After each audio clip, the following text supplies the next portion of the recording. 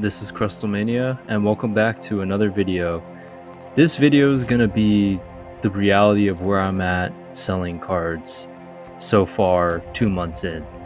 So basically, I am pretty much in the red for selling cards. Now, it may not seem like that with me selling cards, but the reality is I started off with 0 selling inventory for Pokemon cards in general, so I am not really starting off in a great place.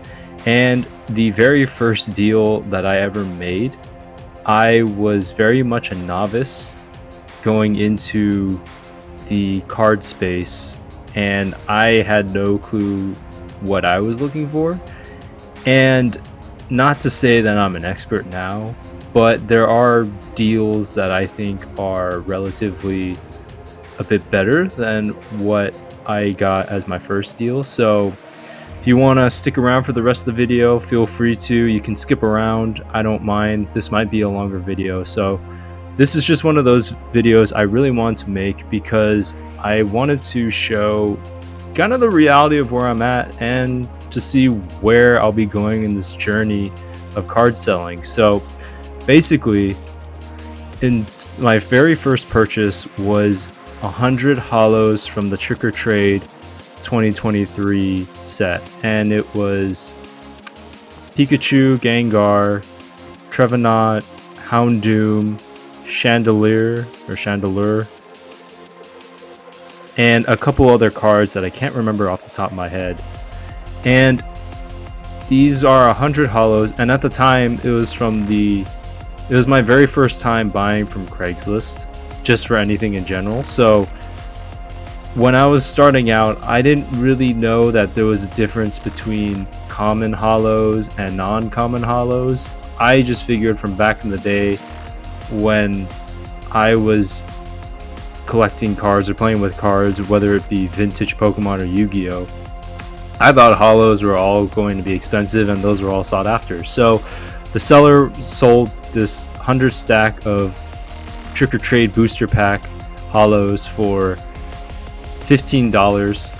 I took that deal on Craigslist, and I should have took this warning because the seller was like, "Are you sure? Like, they're all kind of duplicate commons." I'm like, "Yeah, sure, why not? Like, they look kind of nice." That's like what I thought in my opinion.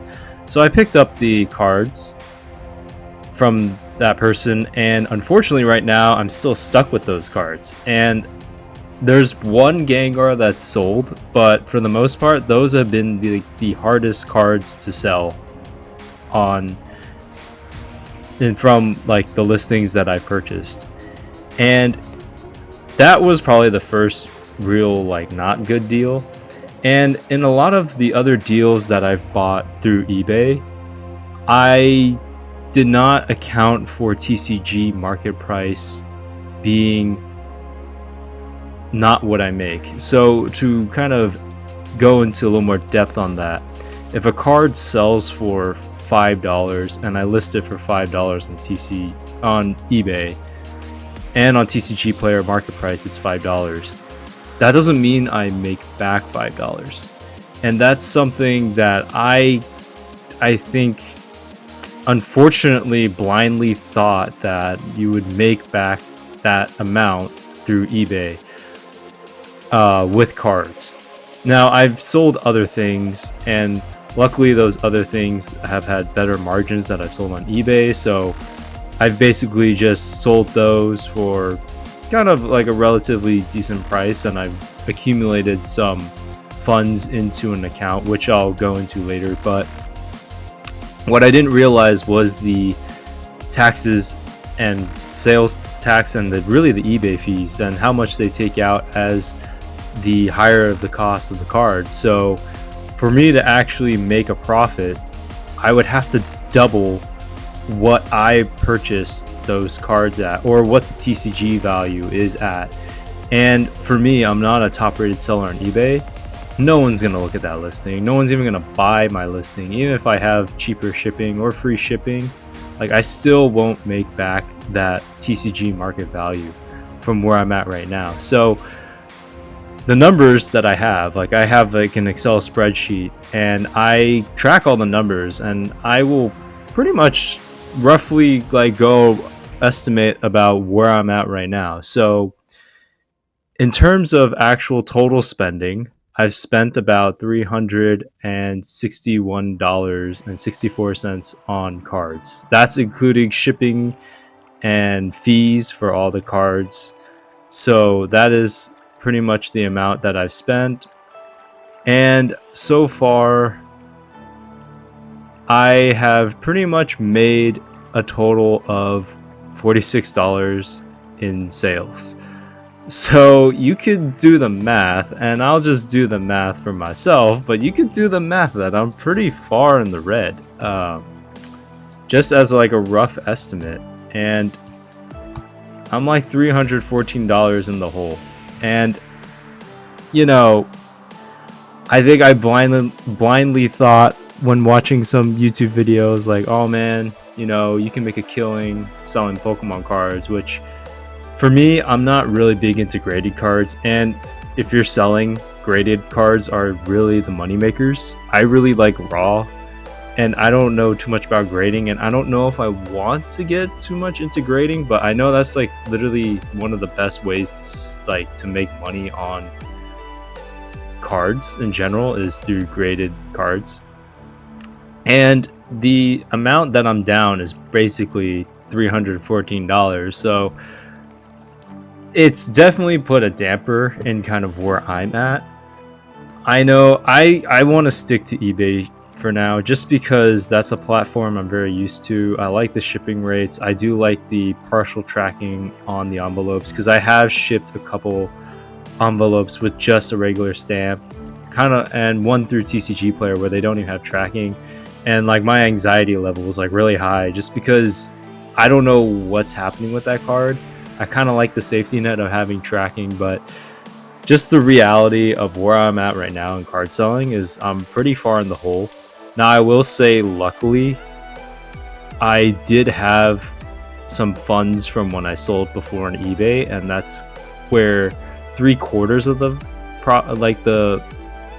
capital is coming from.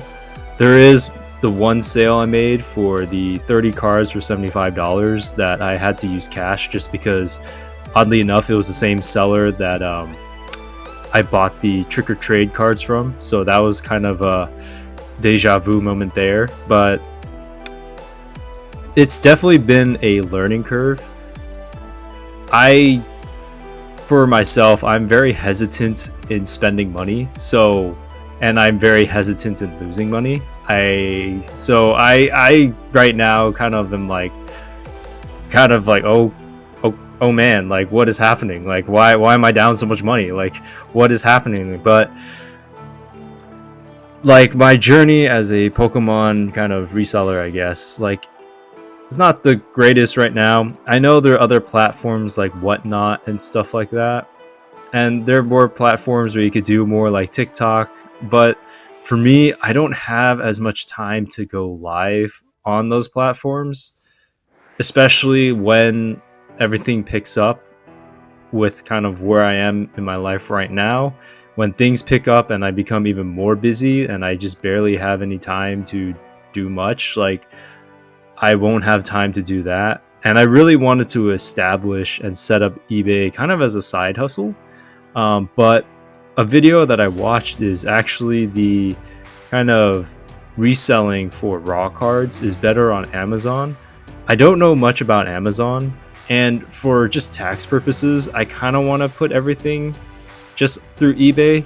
I know I watched the Pokeyuni video recently, and he said eBay is kind of like a liquidating site, which is not wrong. A lot of people that are kind of liquidating their assets or just items in general, they normally put it on eBay and don't mind what it sells for. I do that with other items, but I don't really want to do that with cards. But my initial idea for the card selling was to sell cards at around TCG market price on eBay.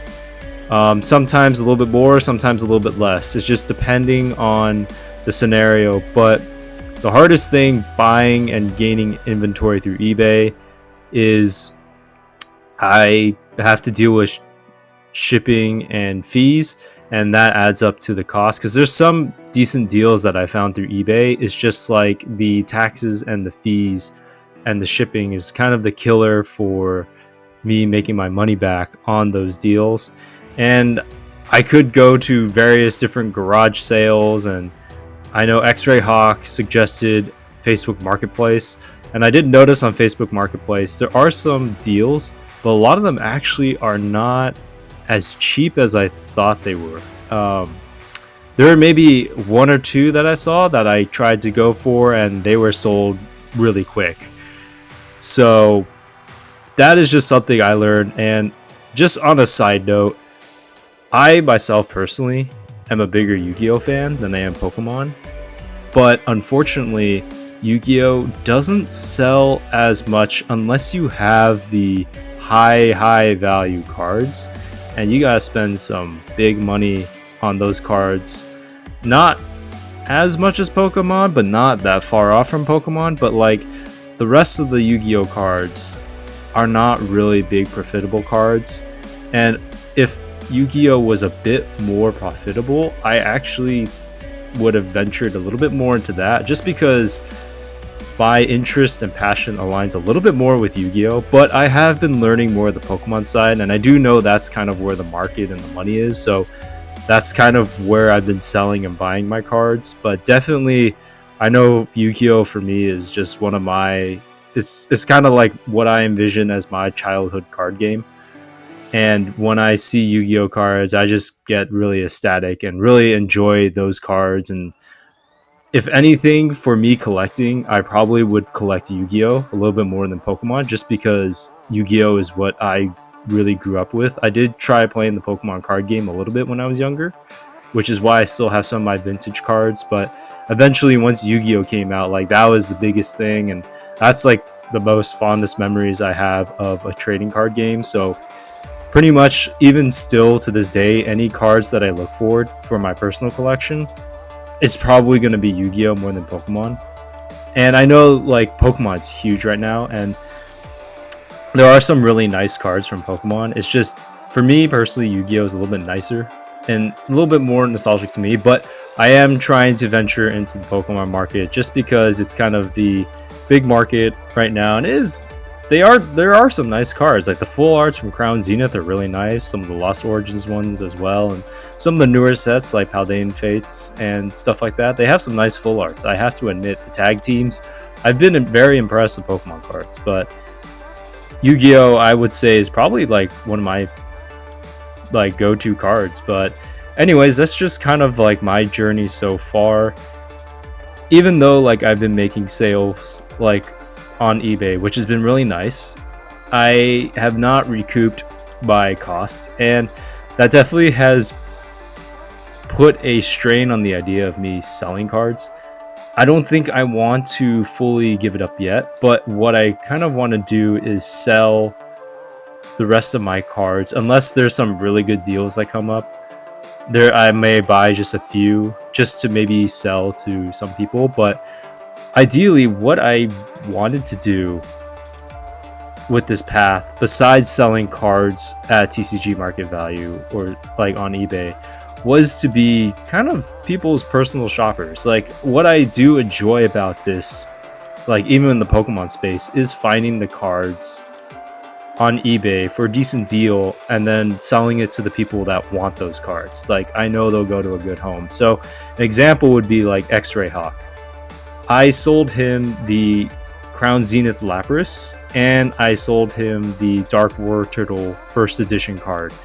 And the Crown Zenith Lapras I bought from a lot, and I didn't even realize that he was going to buy that card. But the first edition Dark War Turtle card, I was able to find that card for a decent deal on eBay, and I bought it and I sold it to X-Ray Hawk. And that was a card he was looking for. He's a big fan of War Turtle, and the card was in really good condition, and hunting for the card was really fun. Getting the deal and actually selling it to him and knowing it was going to a good home, for me, was probably what I enjoyed the most out of the card selling. I didn't really make much off the card, but I mean, you know, for the card to go to a good home, that's kind of what I want to have happen, and that's kind of what I enjoy kind of out of this. Now I might break my bank account with like going kind of further and further into the red, but that's just kind of my idea of what I initially wanted to do, was to sell some cards through lots on eBay, kind of build up my eBay status, and maybe hit top seller, because I did hit the money amount you need to hit for top seller, but I don't have the number of sales. So I wanted to get the number of sales up, and I thought, Pokemon cards would be the thing that would get me up there, while making a little bit of profit. But that's a different story. But I thought that would be like the thing that would get me up across the 100 sales that I need before I hit top rated seller. And also, Pokemon cards is just like a consistent content maker I can do. I have made content here on YouTube, but it's never been anything I could do consistently, just because I don't have the time. But I just figured Pokemon cards and maybe selling and potentially buying would be more of a consistent content that I could, do more often. Versus an example would be going outside and hiking or something like that. Like if I'm super busy with like work or something like that, then like I can't even do that. Or even like in a class of school or something, like I don't have the time to do that. There's only so many hours in a day. So I definitely have been on a pretty long journey, and I know this is going to be a very long video. It's just very much me ranting, so I'm going to break up this video in various different sections, and it's going to be a lot of loop footage just because I don't have any special footage for this video. But overall, it's just, this journey has been eye-opening. I don't know where this journey is going to go. I know I've only been selling cards for about 2 months, but I didn't expect to be $300 in the red in my first 2 months of selling Pokemon cards. And to be quite honest, I thought, like, from watching YouTube, maybe it's FOMO watching, fear of missing out watching, like, oh man, like this is a money maker. Like, I didn't realize kind of what went into it behind the scenes until I actually started doing it. So you live and learn. So we'll see what the journey is for my path of selling cards. But for now, for at least the rest of the year, I'll be selling cards. I do want to sell out all the cards that I have, and maybe things will change and maybe I'll just go further into the red. But if I kind of enjoy doing this, then as long as I have another income coming in, then it'll be fine just to kind of offset this. And what I did want to point out is I did have about $800 worth of capital starting out in this from selling on eBay. I had to make a separate account 2-3 years ago of just for eBay directed sales, or for all the sales I made, and all the sales I made, the money I made went into a separate account. And that account, like I set up 2-3 years ago, I did not even touch anything in that account for quite a while, just because I had no reason to touch it to spend on anything. So this is my first real venture into spending on eBay using the money I made off eBay in the past. So it's not the best, but it's not like the worst either. So I do have like a little bit of a cushion. I just don't want to go all the way down to where like it goes negative into that account. So I'm just very much choosing what I want to buy, and definitely not going into FOMO mode and just buying, kind of like I was in the beginning, just going FOMO mode of, oh, I want to buy this, like I think this will sell, but sometimes it doesn't. So far, like I've just been buying cards either on X-Ray Hawk's list of War Turtles, if I find a good deal, or from my friend that I'm going to potentially trade or sell him that he wants to use to complete his collection. So kind of being their personal buyers in a sense. But anyways, if you guys lasted this long in the video, thank you. I have been ranting for 20 minutes. I can't believe I ranted for that long, but if you guys enjoy the journey, definitely subscribe, like, comment. If you guys want to see my eBay page, I will be providing a link pretty soon to that. And I think prior to this video. I think I'll make another video about that. So anyways, I will see you guys in the next video, and have a good one, everyone. Peace.